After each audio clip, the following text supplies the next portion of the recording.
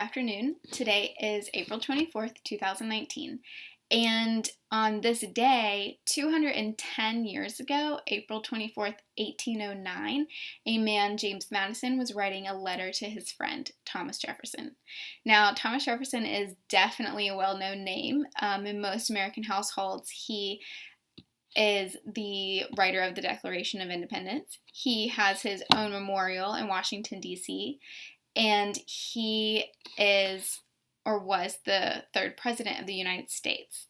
Most of these things are found out and learned about in history classes or maybe civilization, Western Civ, world history kind of classes. But the point is, he is a well-known man. Now, there are many, many positive things and positive decisions that Thomas Jefferson made in his life that left good legacies that we would still honor and find noteworthy today. Some of them are the fact he did write the Declaration of Independence. He was able to incorporate and write down very skillfully the emotions and the desires of the people during that time, the hunger for freedom and the dream of being having like the rights that they thought they deserved, having the freedom to make decisions, be represented in decision making during that time. And Jefferson was able to compile all that into the Declaration of Independence, which was a very impactful statement made at that time, followed by the war. Another really good thing that Jefferson did is he established the University of Virginia, and that was in 1819. And the university has been around for a long time. They've gained momentum, they've gained good standing, and even today, even this year, they're going to have graduates graduating out of the school that have good standing in academics. They were talented in athletics, and the school, it just has a really good reputation now. That is a positive legacy that is still tangible for people today. They can actually interact with something that Jefferson started way back in his time. Unfortunately, there are a couple decisions and statements, ways he lived that are not as well respected.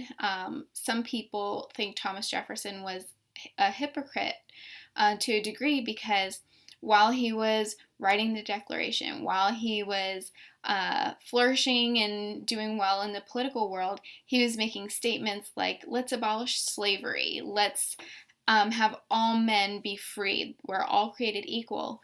Yet he owned slaves on his farm, and he profited from their work. They got a lot of his income for him by working on his farm. Only 2 slaves were ever freed by him, and there's a little bit of controversy with that as well.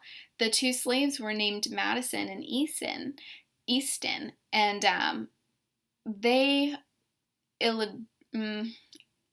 are thought by some to be his children that he had with one of his slaves. They are the children of Sally Hemings, and some think that Thomas Jefferson and Sally were lovers later on in his life, after his wife had passed away years earlier. And they think that these were his children, and that the reason they were freed is because they were part of his blood.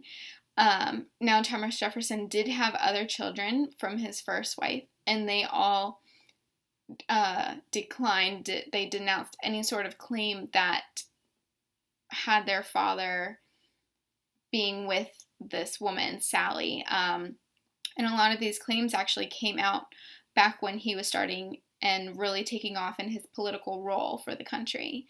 Now, there is no proof either way if they were his children or not, but they were freed, and they were factually the 2 that were freed from his whole entire workforce of slaves, and there were hundreds of them that lived on his farm at any given time, that were working for him at any given time. So unfortunately, that does leave a negative and kind of a dark stain on his reputation to many people these days. Is he would say this is wrong, but he would do it anyway, and he was a slave owner. That is a brief